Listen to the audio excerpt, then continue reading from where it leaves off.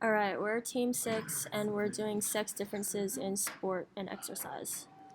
So the first one is menopause, and menopause is the permanent cessation of menses. It occurs 12 months after the final menstrual period, typically reached between the ages of 45 and 55, and it is driven by the declining and ultimately the loss of production of female sex hormones.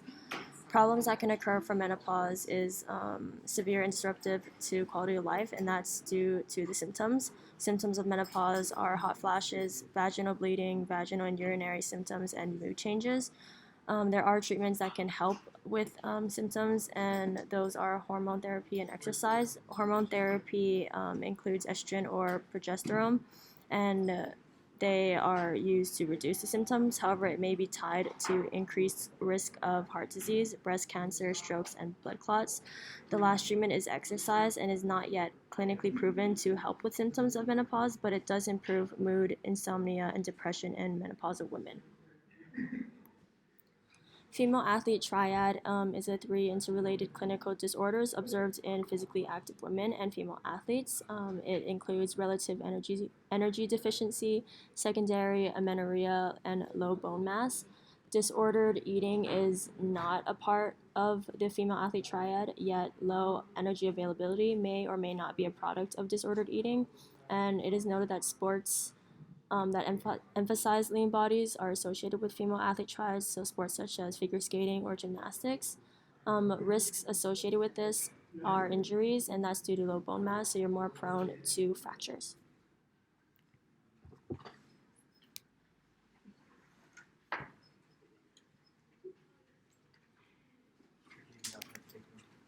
Exercise during pregnancy is very important and depends on activity level before pregnancy.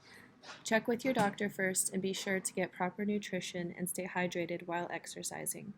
30 minutes most days is recommended at moderate intensity.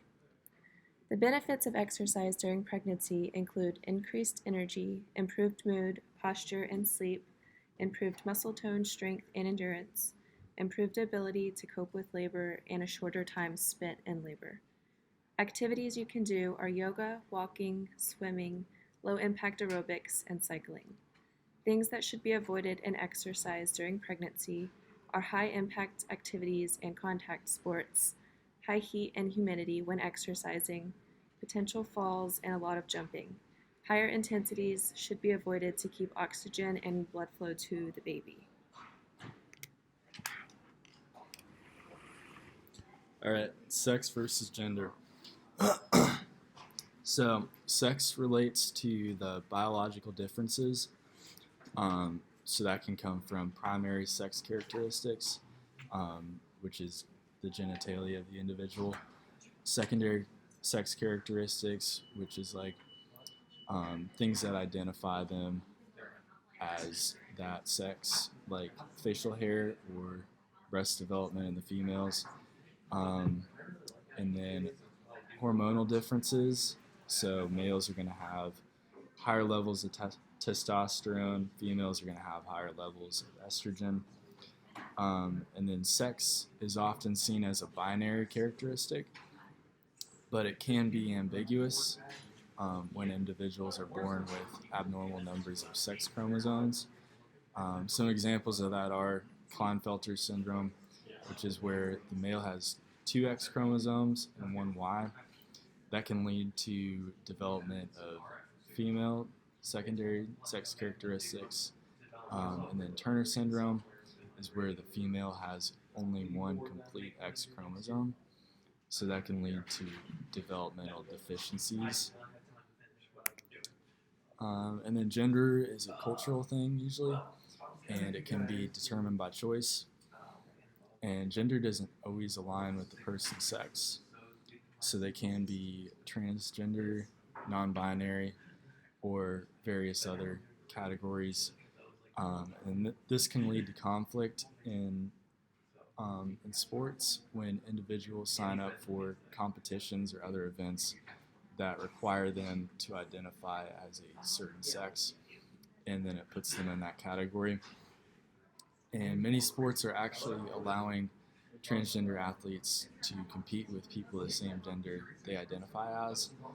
Um, So if somebody identifies as a female, they can compete with other females, and that can cause conflict when that athlete is performing at a high level. Um, so for that reason, these sport bodies are regulating hormone levels in most cases um, to prevent big disparities there. And the most frequent dispute comes when transgender females compete in female categories, and that's because they may have higher levels of testosterone, and that may give them higher performance benefits. Bone density is something that both athletes deal with. Typically, athletics will increase bone density as microfractures can be rebuilt to make the bone stronger.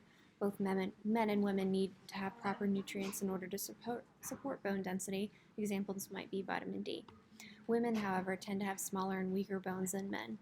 Risk factors that encourage this are estrogen. It normally protects, but during menopause, this can decrease, which increases the chance of getting osteoporosis. Menstrual dysfunction can also cause an alteration in hormones, leading to bone density decreases. And anorexia is a bigger issue in women, as they're 7 times more likely to have a broken bone than regular women. Body composition in men, there's more visceral fat. They burn more fat, and they contain more muscle mass. Women typically have more subcutaneous fat. They store more fat overall and have a higher whole body insulin sensitivity. Athletes normally have less fat than non-athletes. However, there are some sports where the body fat percentage is higher than others. Examples of this would be swimming versus distance running. So, physiological responses to exercise. Males have more muscle mass, which leads to increased strength during exercise. Women also have smaller lungs and have a lower oxygen carrying capacity. This means women transport less oxygen to their lungs during exercise, as men usually have a higher VO2 max during exercise than females. Men usually have a lower amount of body fat than women, which can also affect responses in exercise. And lastly, men usually have more bone mass than women, which would lead to a greater advantage in exercise since more bone mass leads to support for more muscles.